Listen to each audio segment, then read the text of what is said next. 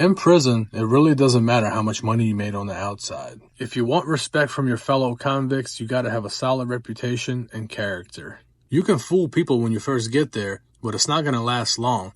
At some point, you're either gonna be exposed or, best case scenario, lose everyone's respect and be treated like the bottom of the barrel. And the more respect you lose, the higher the chances increase of you having more problems during your stay. The lowest on the totem pole is obviously the sex offender. Even the prison guards ain't sticking up for them. Often they actually expose them themselves, if they don't stay in their lane, which they should know better. Every person you know you shouldn't mess with, you could pretty much tell by the energy and how they carry themselves and their demeanor in the prison yard. Whether it's a high-ranking gang member or the lone wolf that stays to himself but gets along with everybody. For the most part, people stay respectful in there because they know at any given moment things could get very ugly. There's a bunch of people in there that have nothing to lose, and they're dangerous. It doesn't matter how tough you are. Nobody is looking for unnecessary problems in prison because those problems can get very complex. You can get kicked out of the compound, and then those problems can follow you somewhere else with people you don't even know. Everyone just wants to do their time as comfortable as possible.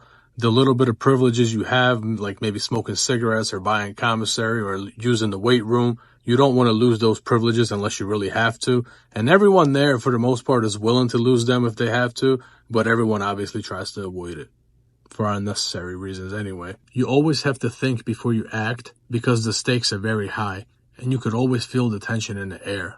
While serving my 9 years in prison, I was able to develop a certain level of understanding towards these power dynamics, and naturally till this day I still carry myself with a specific kind of firmness and what you guys would call stoicism, but I really call it assertiveness. Assertiveness is not about being a big, bad, tough guy. It's more about being yourself, knowing when to be aggressive, knowing when to be relaxed, and speak up for yourself at all times, and draw lines on what you're comfortable with and what you're not comfortable with. I've been out for a while now, and those qualities have served me very well and are still serving me till this day. It helped me in every aspect, from job interviews when I first got out and I needed to work, to now as a business owner and being a part of the corporate world. I've spent a lot of time in rooms where people were much more successful than me, and powerful people do not like desperation.